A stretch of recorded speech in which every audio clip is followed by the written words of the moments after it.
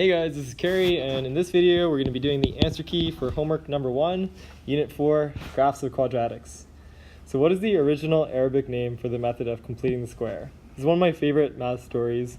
The name of completing the square in Arabic is al-Jabr, which, if you say it enough times and mispronounce it enough times, it's actually the origin of the word algebra, which is the title of the entire subject itself. So al-Jabr is the Arabic name for completing the square, and it became, over a number of years of being mispronounced, the word algebra.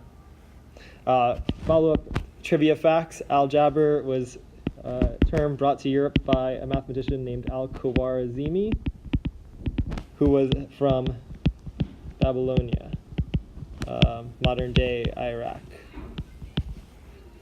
All right, next up. When factored completely, which of the following is equivalent to this expression? So x squared minus 12x plus 36. We'll have to use the sum and product method. We're looking for two numbers that sum to negative 12 and multiply to 36. It's got to be negative 6 and negative 6. Negative 6 times negative 6 is 36. Negative 6 plus negative 6 is negative 12. But actually, this isn't one of our answer choices. However, if you remember, a number times itself is just that thing squared. So our answer choice 4 is going to be correct here. Solve the equation x squared plus 8x minus 2 equals 0. So your first instinct might be sum and product factoring. But you can quickly see nothing will multiply to negative 2 and add to 8.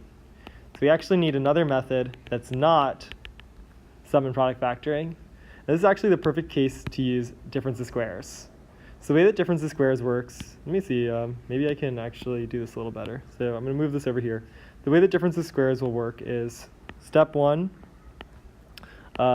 remove the bad c value. So the thing that prevents us from using sum and product here is this negative 2. So we're going to pop it out of the equation by adding 2 to both sides. That gives us x squared plus 8x. And for me, I almost leave a slot there because I know I'm going to try to fill that with a better number. So step 2,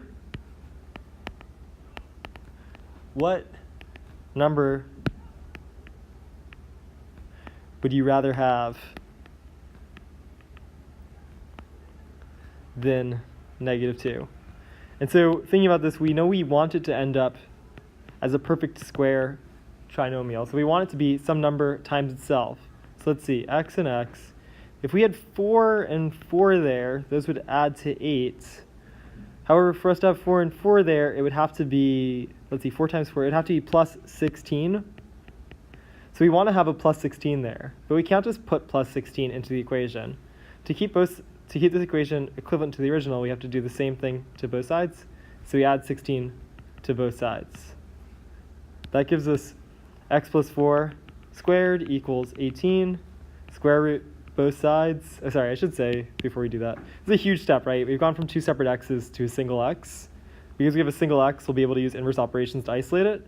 So we square root both sides. That gives us x plus 4 equals positive root 18, and x plus 4 equals negative root 18. Last step for both of these new equations, subtract 4 on both sides.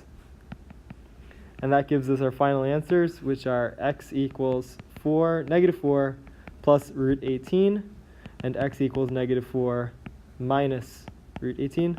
Now, I said final answers. You can actually go a step further and simplify your radicals, but I'm going to leave this as our final answer for today. We haven't talked about simplifying radicals in this context yet.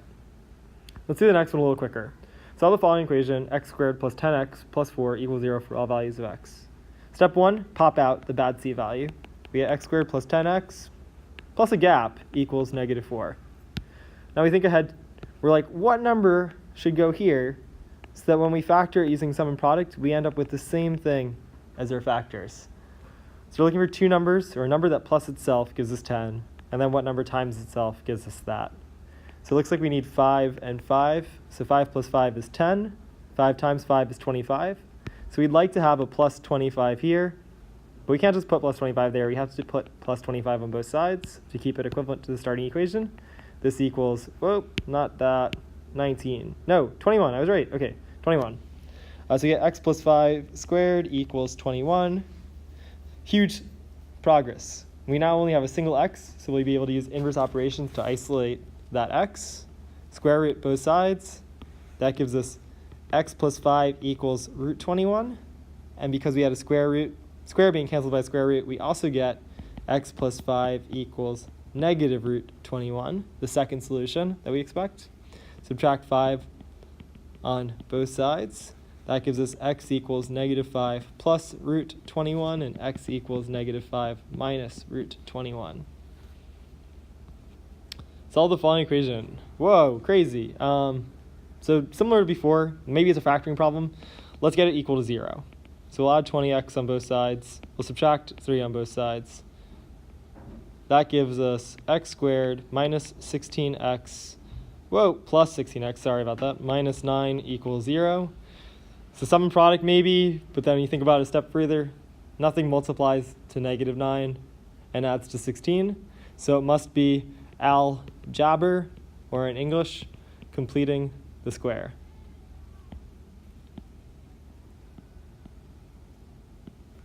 So the way completing the square works is we've got to pop out this bad negative 9 value.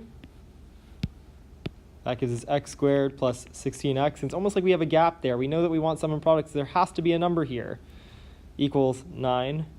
So thinking a step ahead, we want to end up with a perfect square so that it's the same number here and here.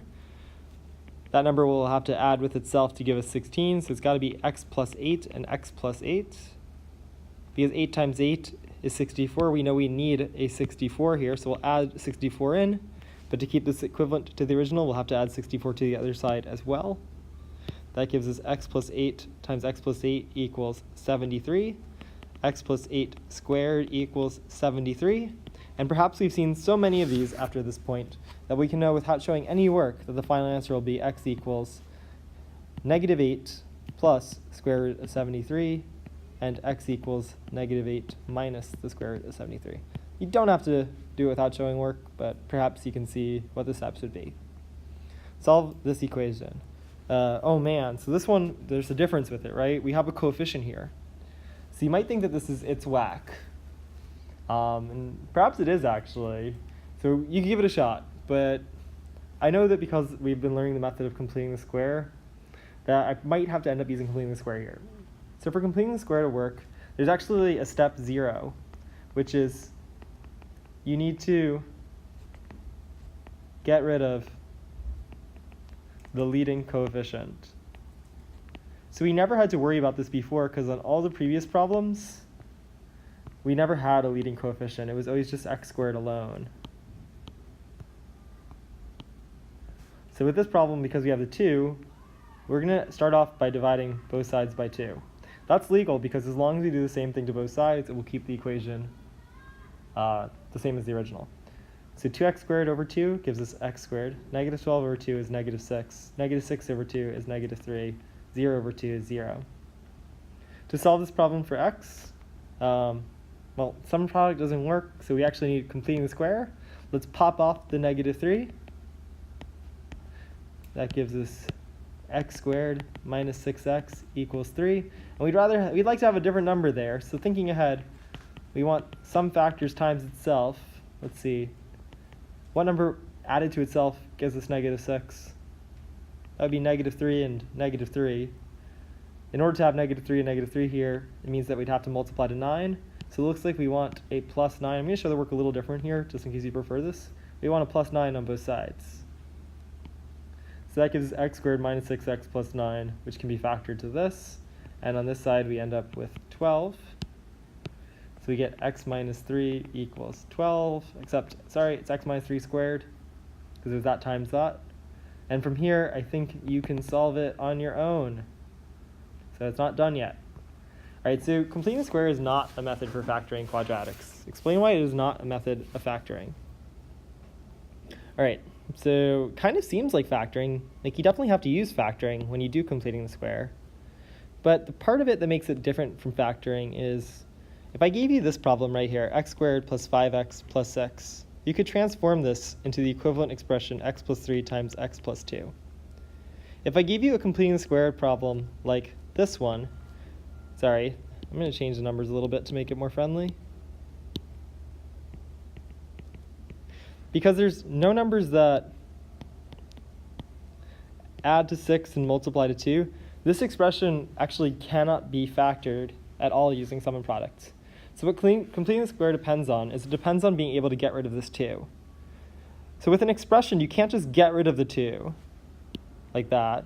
You also can't subtract the 2 from both sides because there is no other side. So there's nothing you can do to get rid of this plus 2 in an expression.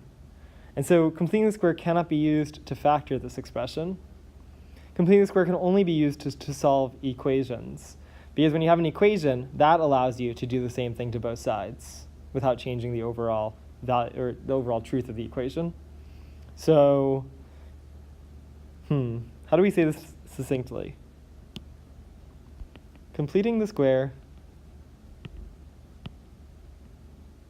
is a method to solve equations that uses factoring, but because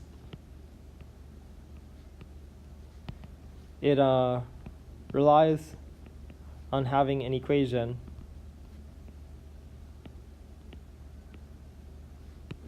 it cannot be used to factor an expression as given. There's probably a better way of saying that and probably a ton more correct answers, but what's important is completing the square is not a new method for factoring. It's a method for solving equations that cannot be